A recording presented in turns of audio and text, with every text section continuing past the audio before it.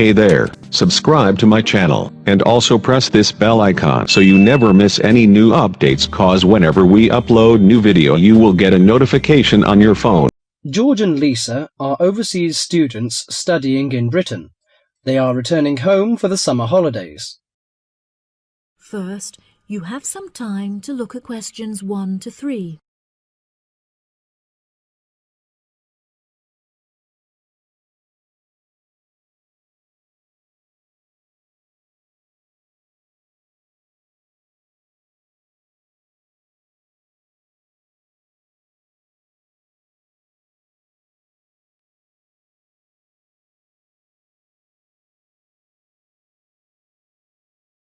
That'll be $23. Right, there's your change.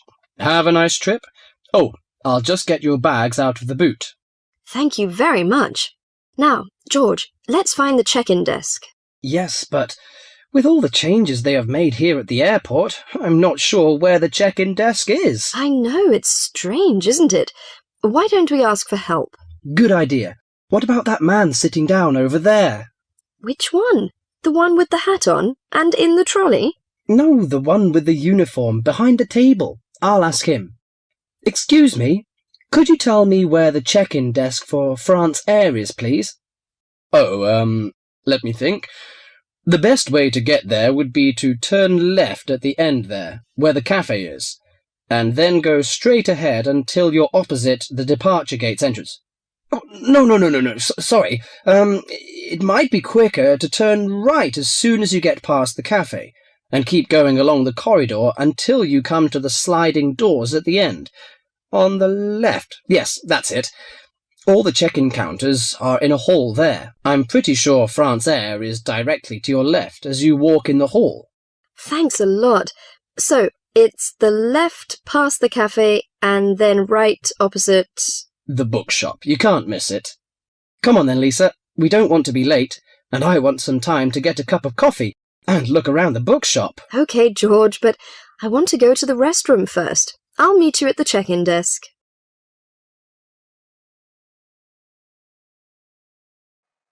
Before you hear the rest of the conversation, you have some time to look at questions 4 to 10.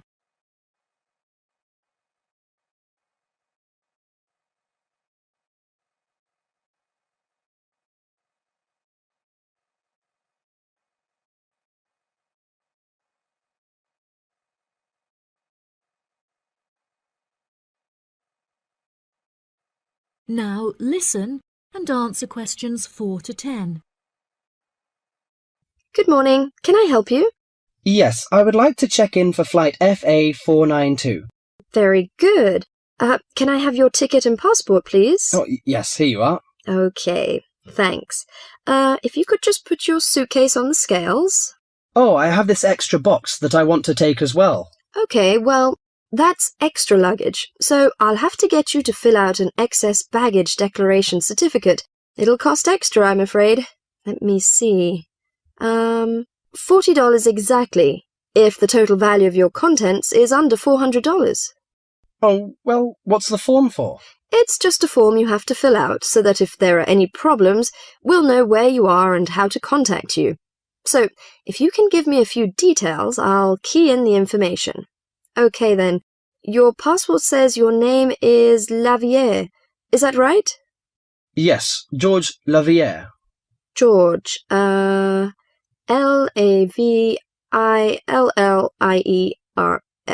Good. Now, nationality. French? No, wait a minute. It's a Swiss passport. Well, yes, I live in France, but I was born in Switzerland. Swiss. Very good. Flight number FA492. Destination is... Paris. Are you connecting with any other flight in Paris, or will you be staying there?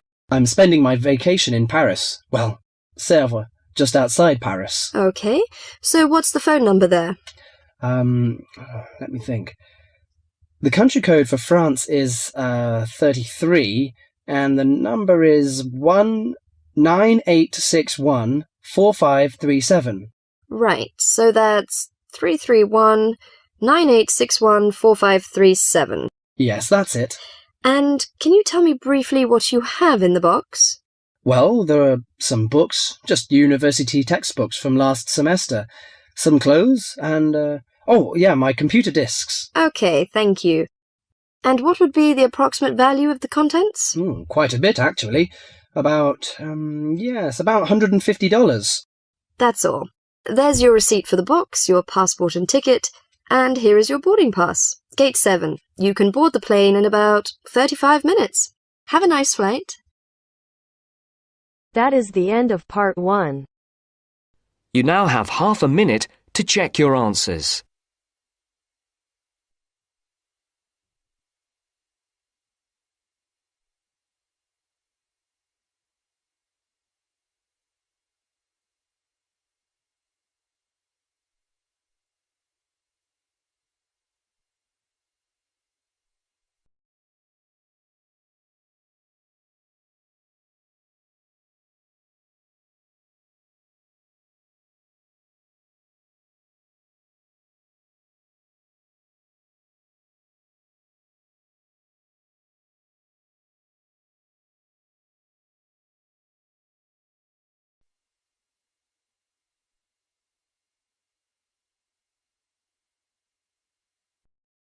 Now turns to part 2. Part 2. You will hear two flatmates, Tom and Richard, talking about their new flatmate who has just moved in the week before. First, you have some time to look at questions 11 to 16.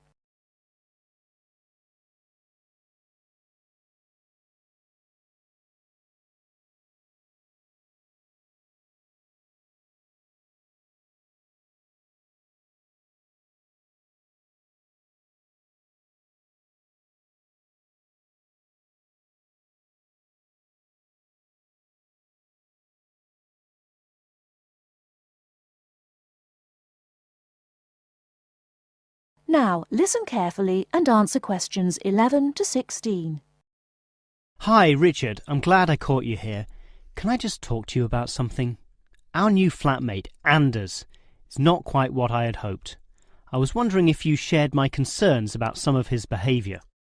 Yes, Tom, I know what you mean, but we can't be entirely negative. He has good points. I mean, at least he's quiet.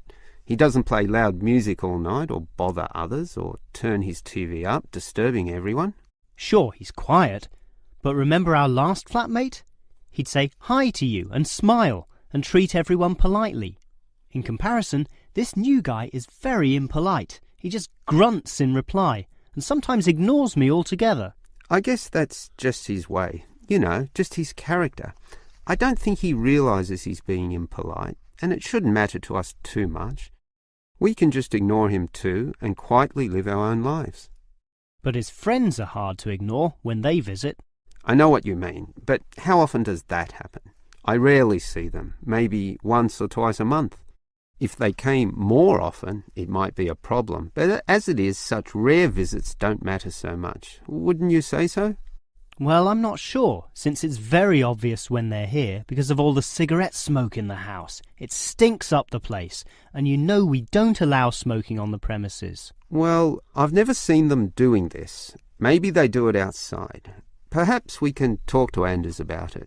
Always remember, though, in one respect, he's a good tenant, and it's the most important aspect. The previous flatmate would always pay the rent late. I know what you're going to say. This guy pays promptly. But there's more to being a good tenant than prompt payment. I mean, you need to turn off the TV, clean up your dishes, dress respectably, be polite, and so on.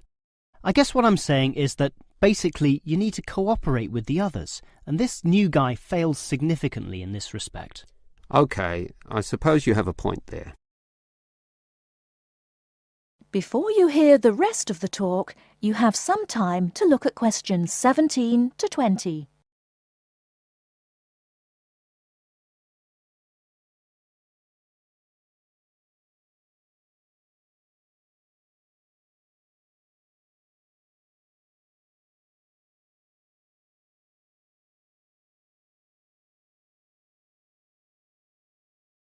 Now listen and answer questions 17 to 20. I tell you what, Tom, why don't we talk to our new flatmate, Anders, about these issues? If we throw him out, we'll have to go to all the trouble of finding another flatmate who might not necessarily be much better. So, let's give the current guy a chance. Here, I've got a piece of paper, so let's make a short list of issues to discuss with him. Get it out into the open. Sure, we'll give him one more chance. So write communication, and let's tell him to... Well, we can't change a person's personality overnight. So why don't we have a weekly tenants meeting and we can just ask him to attend. That way we can get to know him better. I'll write attend meeting and we can take it from there. OK, but we have to tell him about his friends. They can't just do whatever they want. Write a heading friends and then write don't smoke anywhere, inside or outside. Well, instead of being so direct and possibly causing offence, I'll just write follow rules and verbally mention the rules. TV off by 10 p.m, no loud music or bad behaviour, including smoking. OK, do that, but I still think we need to specifically mention that last issue. You know how I can't stand the habit. So I'd like this to be another and separate point. Cigarettes, strictly forbidden. And it's important to include the strictly here. We can't pussyfoot around too much. Sometimes directness is necessary. OK, I'll write that. Forbidden. OK. And what about cleaning duties? Anders is a little too relaxed about that. Dishes are sometimes not washed, dirty teacups are left around the place, and so on. So, write, must do better. Yeah, again, Tom, he might take that personally and it could cause a scene. I'd rather be general. I'll write must be done and I'll tell him that that's for everyone, not just him. OK? OK, as long as he gets the message. That is the end of part 2. You now have half a minute to check your answers.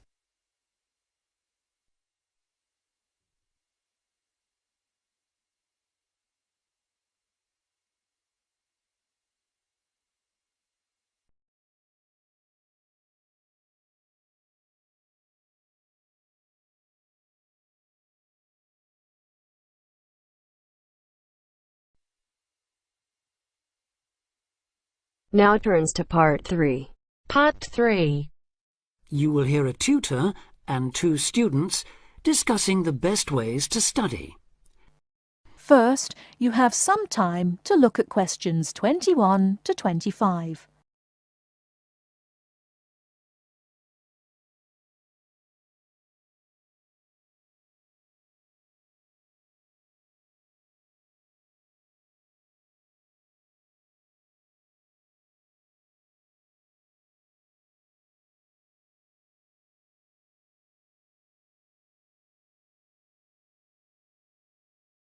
Now listen carefully and answer questions 21 to 25. Well, how are you both settling in? Fine. Yes, no problems. So far, anyway. Good. Remember that as your personal tutor, I'm here to help you if you do have any difficulties. Now, as you know, lectures start on Monday, so I thought we'd look at a few ways of making the most of them, especially in terms of the notes you take. Let's begin by thinking about what you can do before you even go to the lecture. Any ideas? Make sure you're up to date with all the background reading, so you know plenty about the subject already. Yes, that's essential. The lecturer will assume you have that knowledge. Anything else, Carlos? Well, check what the topic's going to be. Of the lecture, that is. I'd go a bit further than that and consider what the content may be. Then you could ask yourself some questions that you want answering and listen out for the relevant information during the lecture. OK. Now that brings us to the lecture itself and the actual business of writing notes. But there's a lot to deal with there, so we'll come back to that later. What I'd like to do for the moment is continue with the process of note-taking and move on to the next stage. Any suggestions for what that might be? When the lecture is over, you mean? Yes, once you're able to sit down somewhere quiet with your notes. Read them? More than that, You need to make sure they'll still make sense to you weeks, months later. Edit them? Yes, that's what's needed. It's well worth spending a few minutes on it. Any missing words, anything difficult to read, things you didn't have time to jot down, now is the time to do so, while everything's still fresh in your mind. Right. And after that, when's the best time to revise them? When do you think, Carlos? I'd say just before the next lecture, in the same subject. Precisely. That's a vital time to look at them again, for obvious reasons. But it's definitely not the only time. When should you revise them again?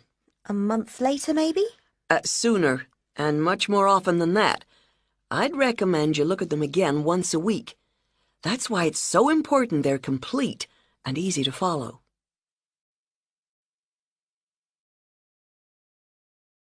Before you hear the rest of the talk, you have some time to look at questions 26 to 30.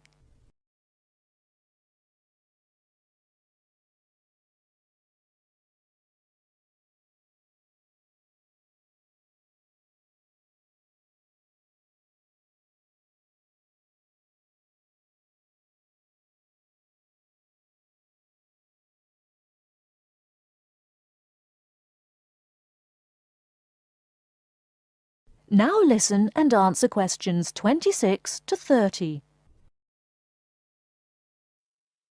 Right. Let's go back to note-taking and begin with the basics before the lecture has even started. What should you do when you walk into the room? Get a good seat, at the front if you can, where you can hear clearly and avoid distractions. Yes, though obviously others will have had the same idea, so it's as well to get there a bit early. So, when the lecture's underway and you're busy jotting things down, what should you try to ensure? That you're getting all the main points. And what if you don't catch something you know must be important? I'd leave a space.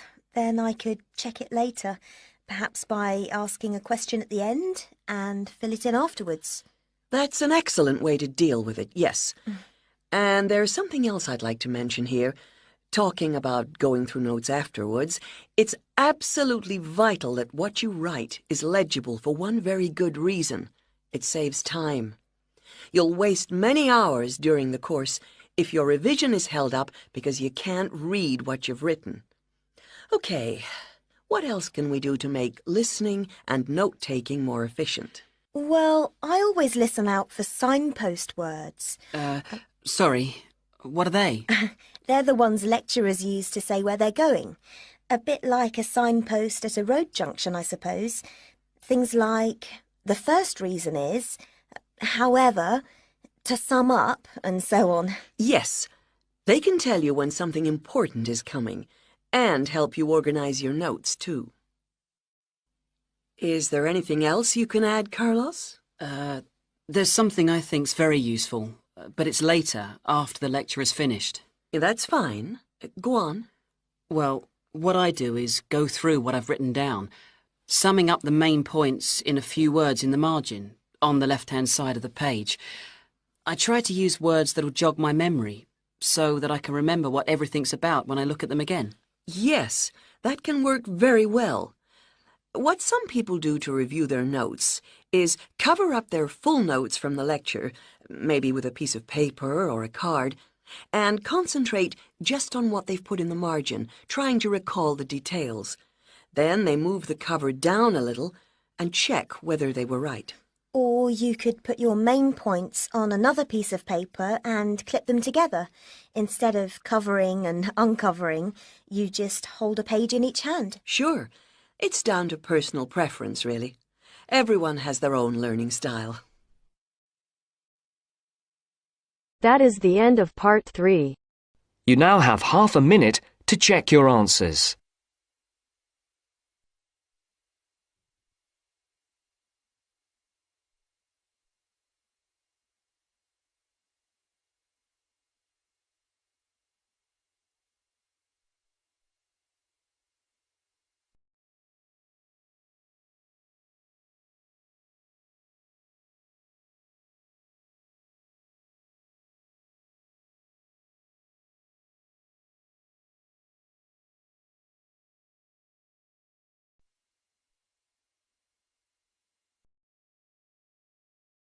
Now turns to Part 4. Part 4. First, you have some time to look at questions 31 to 40.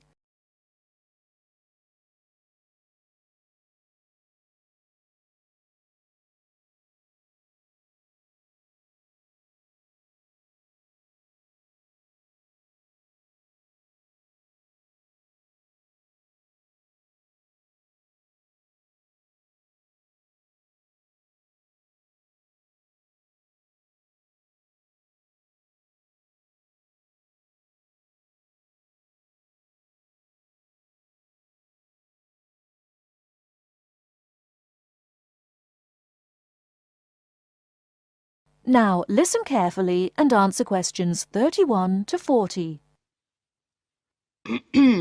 Last week, we looked at some of the features of modern houses, and today we're going to turn the clock back and look at traditional house design. I've chosen to start with Samoa, which is part of a group of Polynesian islands in the South Pacific Sea, because the influence of culture and weather on house design is quite clear there. So let's have a look at, first of all, at the overall design of a traditional Samoan house. Now, these days, houses in Samoa have become more modern and are usually rectangular. But traditional designs were round, or sometimes they were oval in shape. Here's a picture. This traditional style is still used, often for guest houses or meeting houses, and most Samoan villages have at least one of these buildings. As you can see, there are no walls, so the air circulates freely around the house. Samoa is a place that experiences high temperatures, but the open design of the house also reflects the openness of Samoan society. If the occupants want shelter, there are several blinds made of coconut leaves that can be lowered during rainy or windy weather. Or indeed, the blinds can also be pulled down if people want some privacy. The foundations of the house, that's the part beneath the floor, are raised slightly. In the past, the height was linked to the importance of the occupants, which we'll talk about another time.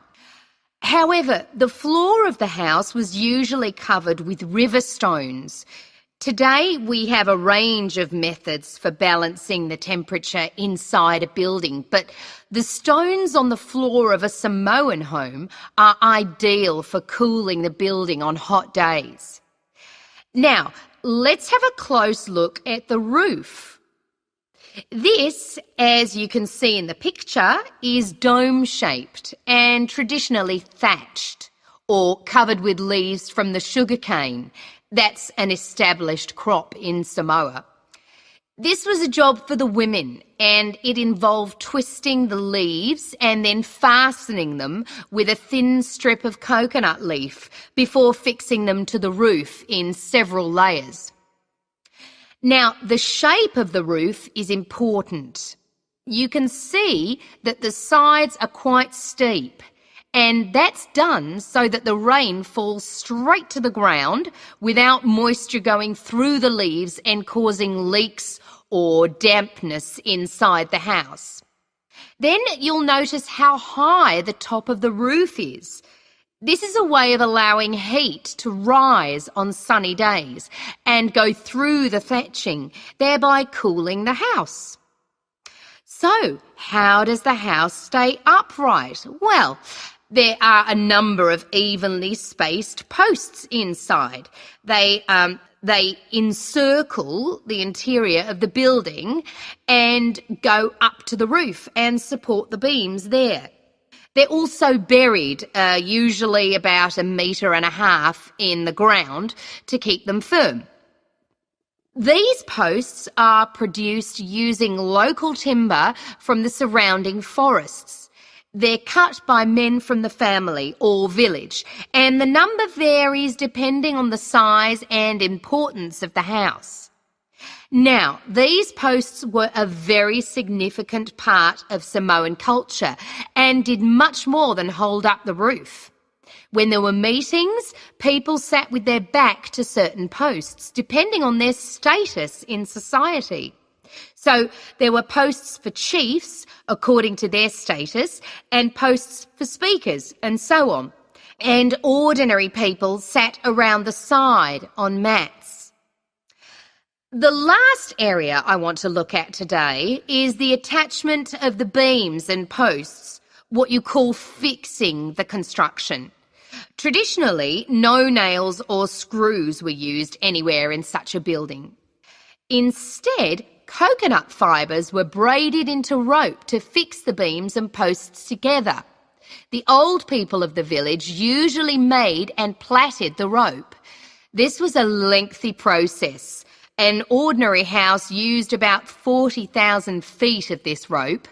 And as you can see in this picture, the rope was pulled very tightly and wound round the beams and posts in a complex pattern. And in fact, the process of tying it to the beams so that it was tight and strong enough to keep them together is one of the great architectural achievements of Polynesia. That is the end of part 4. You now have half a minute to check your answers.